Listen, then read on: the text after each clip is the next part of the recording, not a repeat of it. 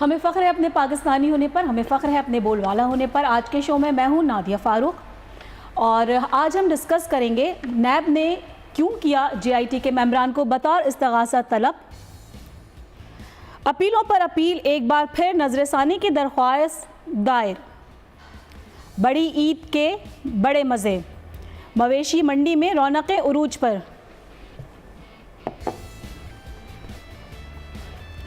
और आज मेरे साथ होंगे स्टूडियो में उज़्मा एजाज़ खान, मेरी को एंकर, असरा आमिर और साथी होंगी क़ुर्रतुल ऐन। जबकि आज हमारे गेस्ट भी हैं हमारे साथ, कादिर खान मंदोखेल जो कि माहिर क़ानून भी हैं और पाकिस्तान पीपल्स पार्टी से इनका ताल्लुक़ भी है, रहनुमा भी हैं। पाकिस्तान के सुपर चैनल के सुपर सेट से news alert with super women की जानिब से खुश आमदीद।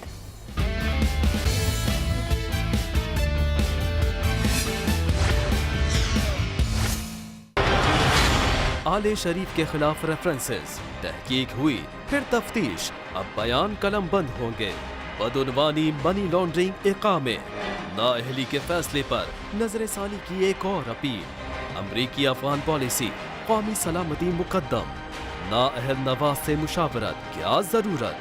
सियासी महाज गर्म, हर सूबे पर जयालों का राज। पीपल्स पार्टी की मकबूलियत, नून लीगियों का फरार। सुन्नत इब्राहिमी के तकाजे, कुर्बानी की तैयारियां। मवेशी मंडियां भर गईं, कीमतें चढ़ गईं।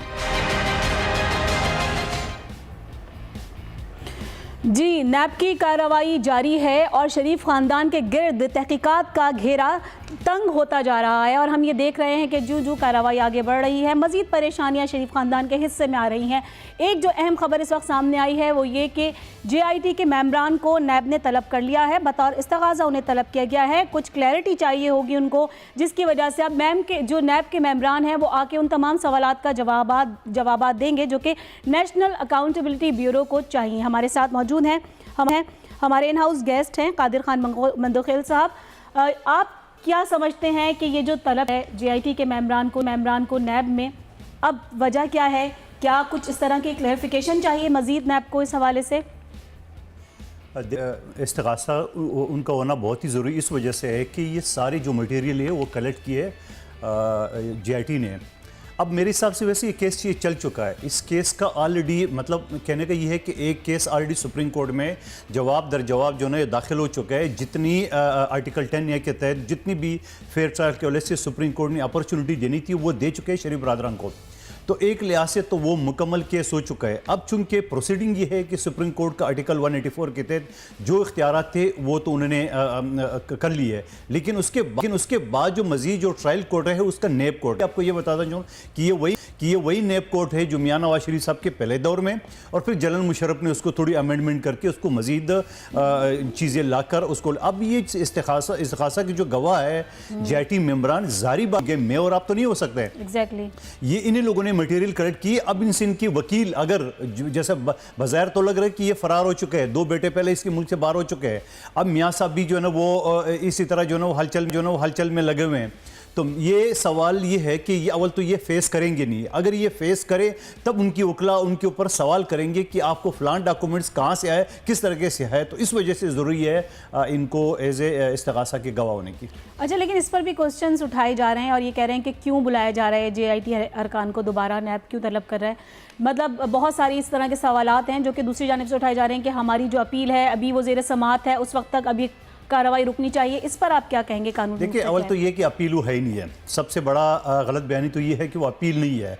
खुद इनके वज़ीर कानून जाहिद हामिद साहब का एक ड्राफ्ट कौमी असम्बली में वो पेंडिंग है। इसके हवाले से आर्टिकल 184(3) का जो अपील का उन्होंने अमेंडमेंट लाना था वो उन्होंने अभी तक पास नहीं किया, कौमी असम्बली में पेंडिंग है।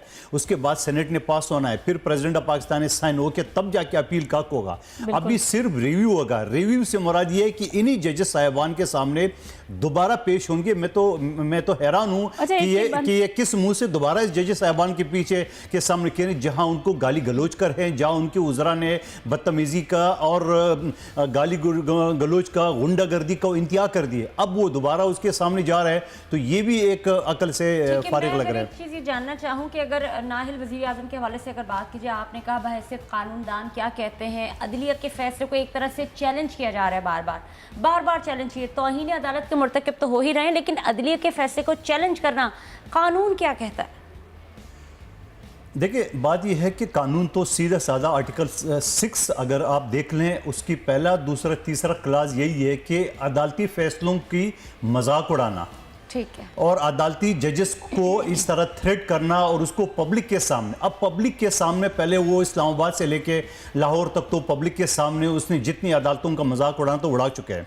और अभी 2 दिन पहले जिन्होंने एक वकला, बराए नाम जो वकला, नाम नियाद वकला, कोई वकला नहीं थे, मैं दावे से कहता हूं कि जितने भी सरकारी वकील थे वो लोग थे। वकला अलग है, वो भी वकला कहते हैं लेकिन वो प्रोसिक्यूटर कहलाते हैं। वो तमाम पाकिस्तान से उन्होंने नून लेके जितनी वफाकी हुकूमत, सिंध से मैं एक एक आदमी का नाम बता सकता हूँ, यहाँ से लोग जा चुके हैं, पंजाब में जितने सरकारी वकील हैं उनके सामने उन्होंने नंबर 1, नंबर 2 12 नुकात रखे। तो इससे बड़ी तौहीन अदालत क्या हो सकता है? अल्ताफ हुसैन ने एक तकरीर अगर कर ली है तो तकरीर सुनने वालों के खिलाफ, सबके खिलाफ मुकदमा दर्ज है। तो अब ये है कि ये जो लोग हैं, मैं तो कहता हूं कि जितने भी सरकारी वकील है इनके खिलाफ भी गद्दारी का और तौहीन अदालत की मुकदमा दर्ज होना चाहिए। बिल्कुल, आपने कहा कि जितने भी ये वकील थे वहां इनके खिलाफ भी गद्दारी का मुकदमा दायर होने चाहिए। जाहिर शाह शिराजी साहब ने भी हमें ज्वाइन किया है पेशावर से। जाहिर साहब क्या कहेंगे, अभी जो आप ताज़ा तरीन सूरत हाल देख रहे हैं, जैसे कि नैब के हवाले से दरख्वास्त दायर भी की गई और बारहा बुलाया गया नाहल वज़ीर आज़म साहब को भी, मरियम नवाज़, हसन नवाज़, हुसैन नवाज़, लेकिन हम ये देख रहे हैं कि तमाम के तमाम लोग मुल्क से बाहर हैं और बज़ाहिर वो छुट्टियों पे चले गए। तो ये कानून क्या कहता है कि अगर वो अपनी छुट्टियां गुजारने बाहर गए हैं तो क्या उन्हें वापस बुलाया जा सकता है, चीज़ें साबित, क्योंकि वो पेश नहीं हो रहा है? देखिए, मेरे ख्याल में जैसे मंदुखेल साहब ने पहले भी कहा कि वो भागने के चक्कर में, और उसकी 2-3 वजूहत विजिबल नज़र आ रही हैं। पॉइंट तो ये है कि ये क्यों कंफ्यूज कर रहे हैं रिव्यू और अपील को। कानून के मुताबिक ये रिव्यू में जा सकते हैं और वही जजेस उनका केस सुनेंगे और देखेंगे कि क्या रिव्यू उसके अंदर हो सकता है। अब ये अवाम को बेवकूफ़ बनाने की कोशिश करें कि हम अपील में गए और अपील के अंदर हमारा ये मौक़िफ़ है कि एक नैब के जो अंदर हमारे खिलाफ रेफरेंसेस गए हैं उनको उस वक्त तक पेंडिंग किया है जब तक हमारी अपील के ऊपर फैसला नहीं होता। और जैसे नहीं होता, और जैसे जाहिद हामिद साहब की जो कौमी असम्बली के अंदर रेजोल्यूशन है उसके पास होने के बाद अगर इनको किसी तरीके से कानूनी तौर पर इख्तियार हासिल होता है तो वो बात का मसला है। लेकिन मेरी जो राय है वो ये है कि एक बार फिर पनामा केस की तरह शरीफ ख़ानदान जो है इन चीज़ों को लिंगर ऑन करना चाहता है, कंफ्यूज करना चाहता है, और उसकी बड़ी वजह यही है कि वो पॉलिटिकली अपने आप को जिंदा रखना चाह रहे हैं कि शायद उनके साथ ज्यादती हो रही है। और ये एक शुरू से उनका एक स्टेप रहा है। पहले वो टेस्ट करते रहे, पहले वो जो है वो प्रेशराइज करने की कोशिश करते रहे JIT को,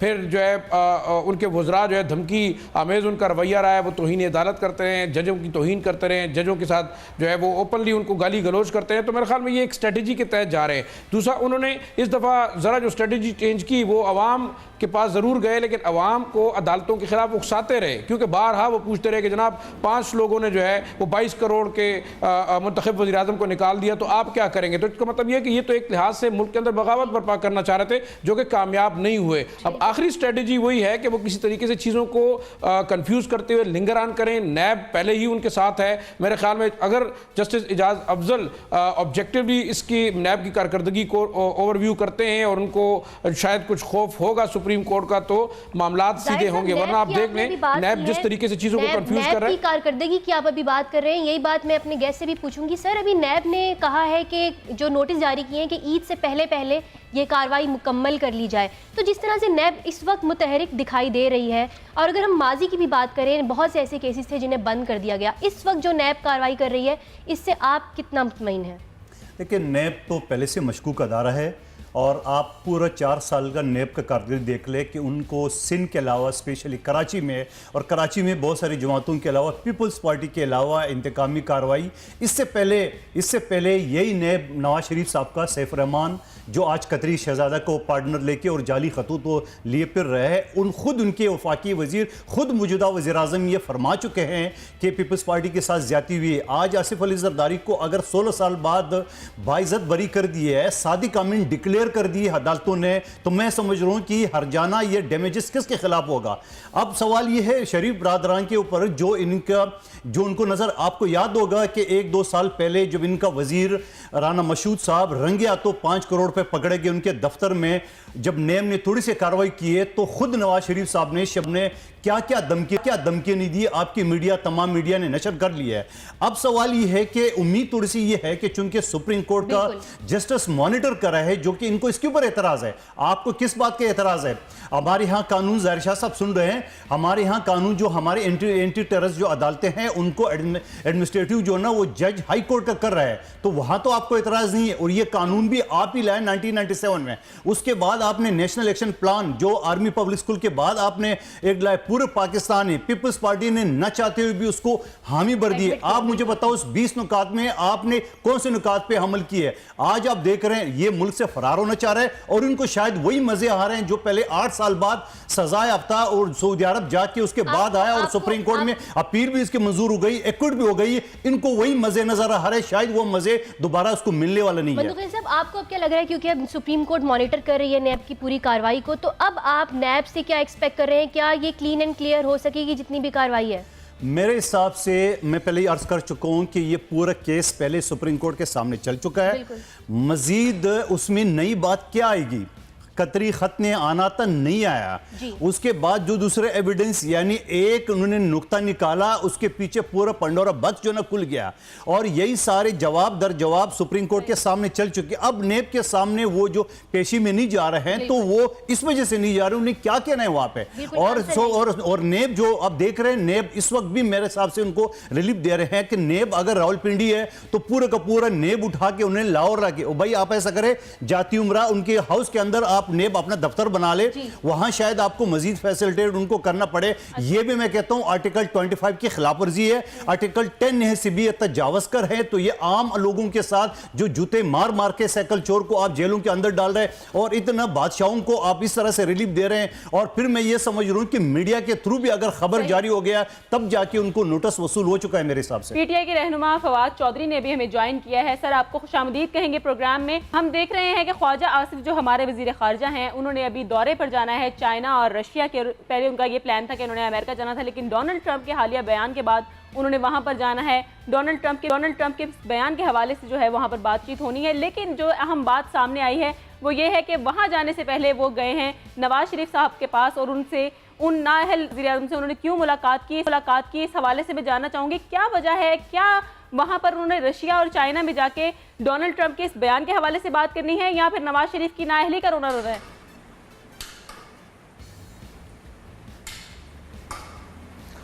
देखें, पहली बात तो यह है कि अभी तक नवाज शरीफ साहब की तरफ से और PMLN की तरफ से तो डोनाल्ड ट्रंप के दौरे के ऊपर कोई बात की ही नहीं गई है। और जो तमाम, अगर पाकिस्तान में किसी ने जवाब दिया है तो इमरान खान ने दिया है। और आपने देखा है कि इंटरनेशनल मीडिया, चाहे CNN हो, खलीज टाइम्स हो और तमाम जो बैनुल-अक़वामी मीडिया है, उन्होंने भी सिर्फ इमरान खान ही को डोनाल्ड ट्रंप के स्टेटमेंट के ऊपर जो है वो बात की है। उसकी वजूहात एक तो ये है कि जो मौजूदा हुकूमत है उसको लोग रिप्रेजेंटेटिव हुकूमत नहीं समझते हैं। शायद खाकान अब्बासी तो शायद अपने हल्के के बाहर इलेक्शन भी नहीं जीत सकते हैं, लिहाजा जो इस वक्त मामला है कि इमरान खान ही को समझा जाता है कि करते हैं पाकिस्तान के लोगों की फीलिंग्स को, लिहाजा उनसे ही पूछा गया है। जो ख्वाजा आसिफ साहब हैं या प्राइम मिनिस्टर खाकान अब्बासी हैं, ये सारे अभी तक एक इल्यूजन में हैं और इनको यकीन नहीं आ रहा कि नवाज शरीफ डिस्क्वालीफाई हो गए हैं और हुकूमत इन्होंने चलानी है। यही प्रॉब्लम होता है जहां पार्टीज़ का स्ट्रक्चर और पर्सनैलिटीज़ जो हैं वो पार्टीज से बड़ी होती हैं। और इसके बाद जो PMLN के अंदर अब एक क्राइसिस है वो इसीलिए है जो हम देख रहे हैं कि PMLN के अंदर कोई ऑल्टरनेट लीडरशिप नहीं है और वो नवाज शरीफ साहब को डिस्क्वालिफिकेशन के बाद जो PMLN है वो नवाज शरीफ को भी सहारा नहीं दे पाएगी और नवाज शरीफ PMLN को सहारा नहीं दे पाएंगे। और आप देखेंगी कि जल्द ही जो एक PMLN के अंदर शिकस्त और रेख्त का अमल है वो शुरू हो जाएगा। ठीक है फवाद चौधरी साहब, आपसे मजीद भी बात करेंगे। आप हमारे साथ, अभी हमें एक छोटा सा ब्रेक पे जाना है, लेकिन ब्रेक के बाद वापस आएंगे और बात करेंगे हल्का NA 120 में होने वाली सरगर्मियों के हवाले से हमारे नेक्स्ट सेगमेंट वुमेन अलर्ट में। हमारे साथ ही रहिएगा। आप देख रहे हैं पाकिस्तान का number 1 show news alert with super women.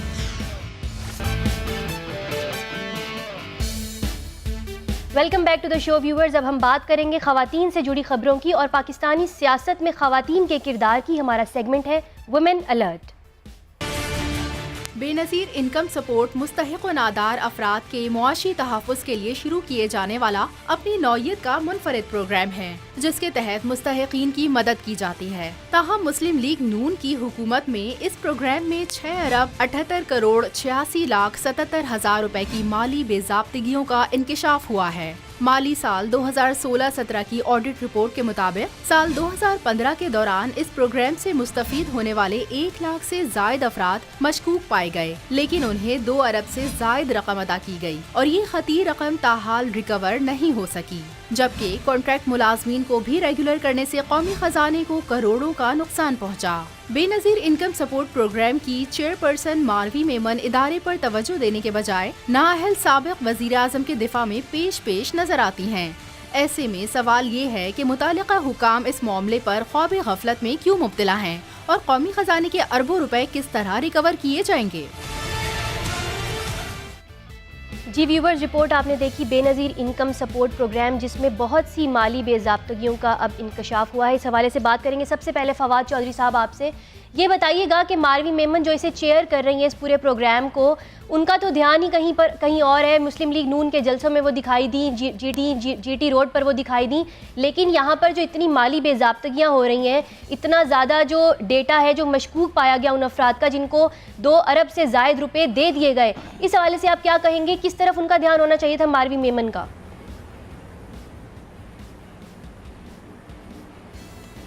देखिए, मारवी मेमन ने तो अब तक ये किया है कि जिन ज़िमनी इंतखाबात जिन हलकों में हुए हैं वहाँ पर Benazir Bhutto income support programme को बाकायदा रिश्वत के तौर पे इस्तेमाल किया गया है और हमने देखा है कि फ़ंड्स का इन्फ्लक्स उन इलाकों में गया जहाँ पे ज़िमनी इलेक्शन हुए हैं। अब भी NA 120 में इलेक्शन हो रहे हैं और आप देख रही हैं कि जो मारवी मेमन है वो यहाँ पर मौजूद होती हैं, लाहौर मौजूद होती हैं और वो ये सारे मामला चला रही हैं। इसका ऑडिट जो BII ये पहले भी नहीं हुआ है, अब भी इसमें इर्रेगुलरिटीज़ हैं और जिनको भी आपने भी पॉइंट आउट किया है, ये इर्रेगुलरिटीज़ हैं जो बताती हैं कि किस तरह से जो पाकिस्तानियों का पैसा है वो करप्शन में जा रहा है और उसका प्रॉपर इस्तेमाल नहीं हो रहा। जब एक दफ़ा इंशाअल्लाह ताला इंतखाबात हो जाते हैं, PTI की हुकूमत बनती है और एक इंडिपेंडेंट ऑडिट हमारे सामने आएगा, तो फिर आप इंशाअल्लाह देखेंगी कि इसमें से बहुत बड़े बड़े घपले हैं जो पकड़े जाएंगे। और जो मारवी मेमन है वो तो जिस तरीके से आपने देखा है कि उन्होंने पहले वज़ीर बनी है और अब फिर उनको आज मिनिस्टर ऑफ स्टेट का दर्जा दे दिया गया है। इसके इश्तेहारात के अंदर बहुत करप्शन है, इसके जो इसका जो डिस्बर्समेंट है उसमें बहुत करप्शन। आपसे जानना चाहेंगे कि वक्त वो आने क्यों दिया जाता है कि वो एहतसाब का वो वक्त आए जब पानी सर से ऊपर उतर जाए। मारवी मेमन भी यहीं पे ही हैं, माली बेज़ाब्तिगियों का इंकशाफ हो रहे हैं। बेनज़ीर इनकम सपोर्ट प्रोग्राम को चेयर वो करें तो पहले ही तमाम काम क्यों नहीं हो जाते ताकि दूध का दूध और पानी का पानी वहीं हो जाए।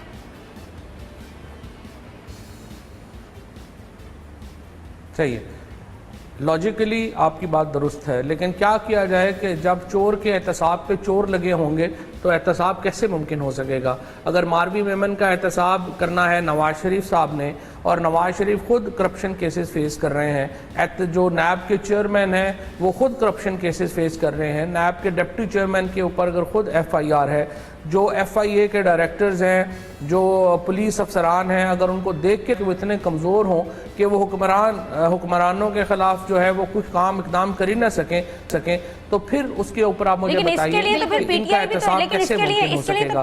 जब तक आपका सियासी निज़ाम PTI भी तो सवाल उठा सकती है ना इस बात के लिए कि भाई जो चीज़ें सामने आ रही हैं कम से कम उसके खिलाफ एक्शन लिया जाए। देखें, सही हमने ही पैनामा का आपको याद होगा कि केस किसने उठाया है, PTI ने ही उठाया है। जो तमाम बड़े बड़े घपले हुए हैं, चाहे LNG की बात हो, चाहे बाकी यहाँ पर मामलात हो, PTI ने ही उठाए हैं। लेकिन जब तक आपका सियासी निज़ाम देखिए, सबसे बड़ी फ़िक्र की बात भी यही है, अगले 4-5 महीने जो में ये एक टेम्परेरी हुकूमत जिस तरीके से इस वक्त यहाँ पर लगी हुई है, इसके नुकसान ये होगा कि पाकिस्तान ताकतवर माफिया का एहतसाब शुरू हुआ है। ये रोशनी की एक किरण है, टनल के एंड के ऊपर ये एक हमें रोशनी की किरण नजर आई है। और अब पाकिस्तान में जो सियासी निज़ाम है उसको आप देखेंगी कि वो, आपको ये नहीं लगता कि नून लीग के जितने भी रहनुमा हैं वो सिर्फ नाअहल नवाज शरीफ को डिफेंड करने में ही अपनी सारी एनर्जीज वेस्ट कर रहे हैं और जो बाकी के मामलात हैं उनको बिल्कुल साइडलाइन कर दिया गया है?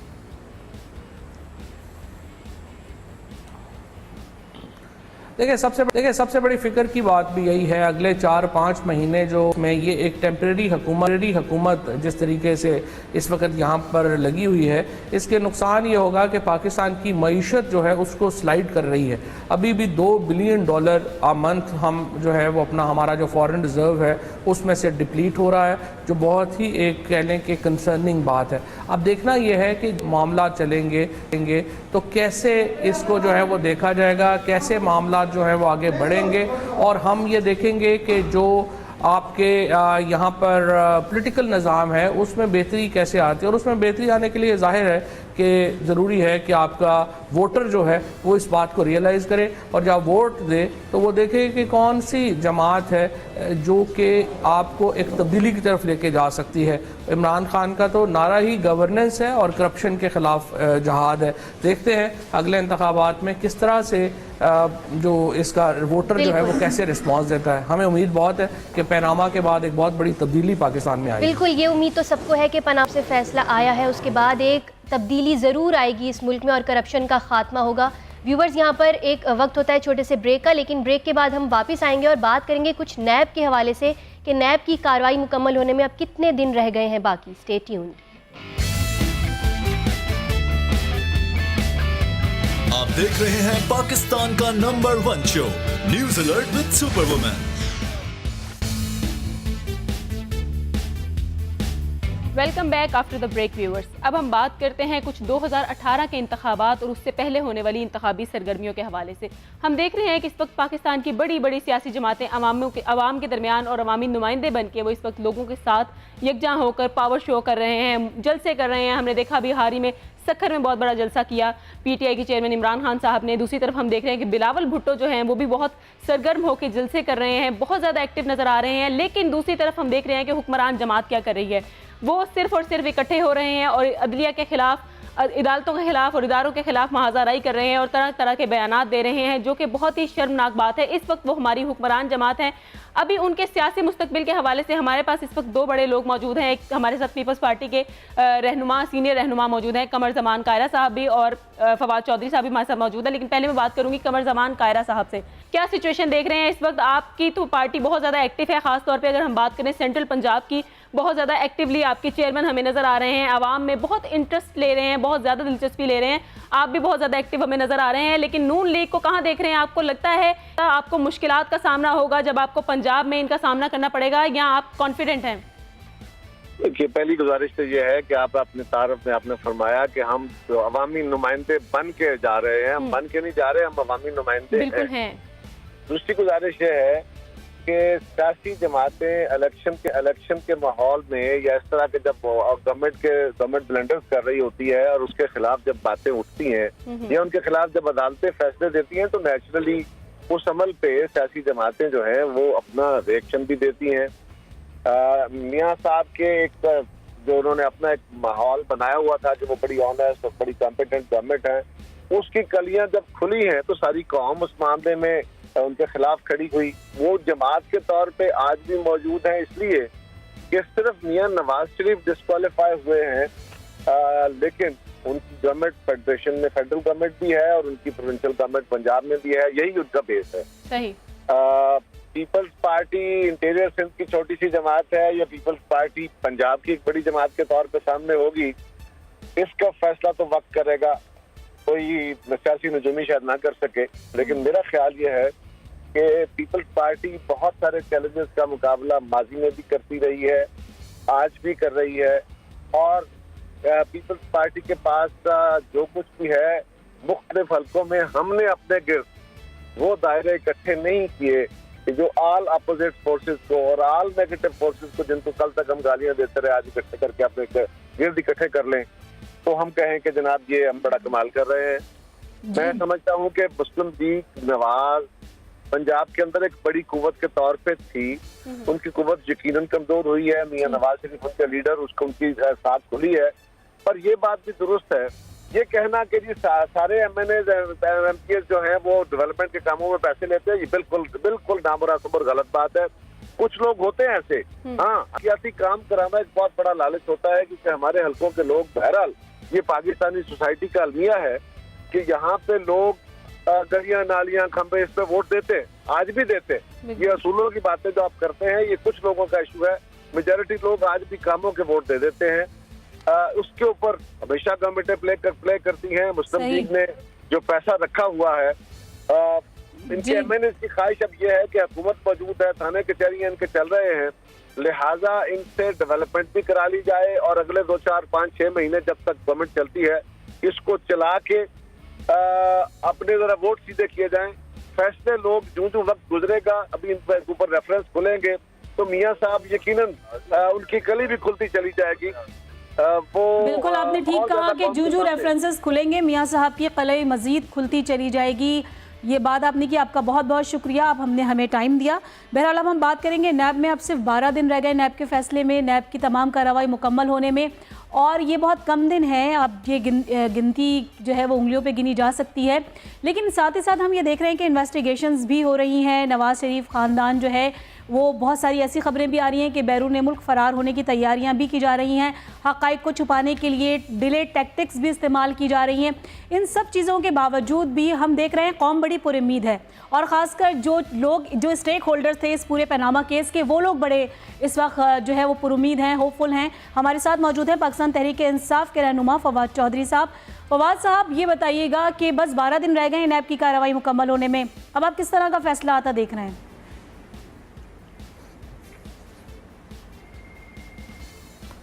कल आपने देखा कि आसिफ जरदारी साहब जो हैं वो अपने आखिरी केस में यानी 25वें केस में भी बरी हो गए। अब ये क्यों हो रहा है? वो इसलिए हो रहा है कि जब आप प्रोसिक्यूशन यानी जिन्होंने केस चलाना है और मुल्ज़म दोनों मिलके खेलेंगे तो यही रिज़ल्ट आएगा जो जरदारी साहब के केस में आया है। नवाज शरीफ साहब जब निकले हैं बनी गाला अपने प्राइम मिनिस्टर हाउस से और पिंडी पहुँचे हैं, वहाँ से लेके और यहाँ तक उन्होंने जो पूरी कैंपेन लगाई है नवाज शरीफ ने, उनका सिर्फ एक मकसद है कि सुप्रीम कोर्ट की सुपरविजन नैब से हट जाए। और वो ये क्यों चाहते हैं? वो इसलिए चाहते हैं कि जो मॉडल आसिफ जरदारी साहब के केस में फॉलो हुआ है वही मॉडल वो फॉलो कर सकें, और अपने वकील भी अपनी मर्जी का, मुखालिफ वकील भी अपनी मर्जी का, इन्वेस्टिगेटिंग ऑफिसर भी अपनी मर्जी का हो, जज भी अपनी मर्जी का हो, और हम आराम से ये केसेस जो हैं यहाँ से क्विटल करवा लें। यही मॉडल है जो फॉलो हुआ है, हमने देखा है 1988 से लेके 1999 तक, और अब इसको ही मॉडल को रिपीट करने की कोशिश की जा रही है। और तहरीक इंसाफ ने जो पनामा पेपर्स में ये जो मामला उल्टा है, बुनियादी वजह यह थी कि लोगों का, पब्लिक का प्रेशर था, उसके बाद मीडिया का प्रेशर था, जिसकी वजह से जो मॉडल है वो ये फॉलो नहीं हुआ। और अब सुप्रीम कोर्ट इस मामले की सुपरविजन कर रही है, और नवाज शरीफ चाहते हैं कि जस्टिस इजाजुल एहसन साहब जो हैं किसी तरीके से उनको हटा दिया जाए ताकि वो नैब के हवाले मामलात हो जाए। और फिर जैसे मैंने आपको बताया कि चेयरमैन नैब से लेके नीचे तक तमाम लोग मिल जाते हैं, कोई लोग उनमें ब्लैकमेल हो जाते हैं, कई लोग सिफारिश मान लेते हैं, कई लोग बिल्कुल ठीक कहा आपने फवाद चौधरी। यही मॉडल काफी अरसे से फॉलो किया जा रहा था कि ऊपर से लेके नीचे तक जिस तरह से कड़ियां मिला के करप्शन किया जा रहा था, अब वो मॉडल फॉलो नहीं किया जा रहा। उनकी मर्जी के ना जजेस हायर किए जा रहे हैं और ना ही उनकी मर्जी से सुपरविजन सुप्रीम कोर्ट से हटाई जा रही है, और ये तमाम चीज़ें जो है वो गले का फंदा बन गई हैं शरीफ खानदान के। बहरहाल यहाँ पर टाइम हो जाता है एक ब्रेक का। ब्रेक के बाद हम वापस आएंगे और हम डिस्कस करेंगे कि बड़ी ईद के कितने बड़े मज़े हैं और मवेशी मंडी में क्या रौनकें हैं। हमारे साथ रहिएगा, देखते रहिए news alert with super women. देख रहे हैं पाकिस्तान का number 1 show news alert with super women.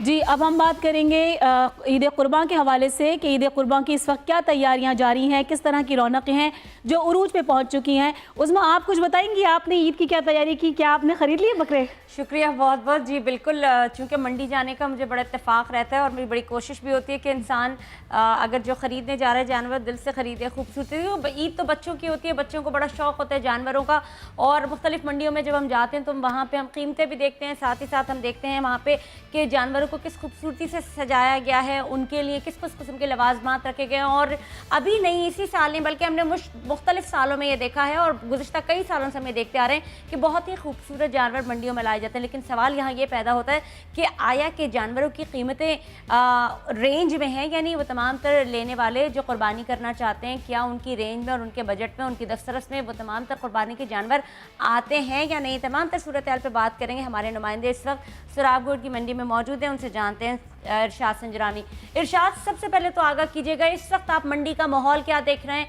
अब कुछ ही दिन रह गए, सिर्फ 8 दिन रह गए ईद कुर्बा में, हमें थोड़ी सी डिटेल बताइएगा कि जानवरों के रेट्स क्या चल रहे हैं। जी उज़्मा जज़ खान, जैसे आप बता रही थी कि यहाँ पे मंडी की रौनकें बढ़ चुकी हैं, बारिशें होती उस वक्त थोड़ा रेट गिर गए थे, अब रेट बिल्कुल हाई फाई हो गए हैं। जैसा बकरा हो या फिर ऊंट हो या फिर ये उस तरह के बिल्कुल हम देखें कि रेट से अगर 20 मन का फ़र्ज है, अगर एक बैल है उसकी कीमत 20 लाख रुपए यहाँ पे लगाई जा रही है, 15 से 20 लाख की रेंज है। फिर बकरा हो उसकी दरमियानी कीमत तो फिर 25,000 से लेकर 50,000 तक यहाँ पे बिक रहा है। इसके अलावा और जैसे ऊँट है उसकी कीमत भी फिर उस हिसाब से है। और हम यहाँ पे मौजूद एशिया की सबसे बड़ी मंडी जो सोराबगोड पर लगी हुई है, सुबह से हम यहाँ पर रिपोर्टिंग कर रहे हैं और खुद पर अपने प्रोग्राम सुपर वुमेन के लिए यहाँ पर आए हुए हैं। और नादिया फारूक, अगर आपने नहीं लिए जानवर तो जल्दी कर लें, क्योंकि शायद फिर जानवर आपको मिलेंगे नहीं। दूसरा फिर हम आपको इधर दिखा सकते हैं, दानिश शकील को कहूँगा, इस तरफ आप देखें कितना इस तरफ आप देखें कितना रश है लोगों का, बहुत यहाँ पे रश लग रहा है। जैसे जैसे शाम हो रही है लोग आ रहे हैं। और दूसरा जैसे कि मुख्तलिफ आपसे बात करें, मंडी के हवाले से बात भी करें, मंडी के रौनक के हवाले से बात करें, लेकिन वक्त की कमी के बायस हम इस प्रोग्राम और इस हिस्से को कल दोबारा लेंगे अपने प्रोग्राम में और अपने नाजरीन को उन कीमतों के हवाले से आगाह करेंगे कि वक्त बहुत कम है, जाएं और जाके अपने पसंदीदा जानवर अपनी रेंज के हिसाब से ज़रूर खरीदें। नाजरीन, यहाँ हमारे प्रोग्राम का वक्त ख़त्म हो जाता है, आपसे लेंगे हम इजाज़त। कल आपसे फिर मुलाकात होगी, लेकिन जाते जाते आपको बताते चलें कि अब से थोड़ी देर बाद हेडलाइंस के बाद आप देख सकेंगे रियल पॉलिटिक्स, जिसमें कानून का जवाब शिकवा आज टॉपिक होगा। देखते रहिए news alert with super women, बोल न्यूज़।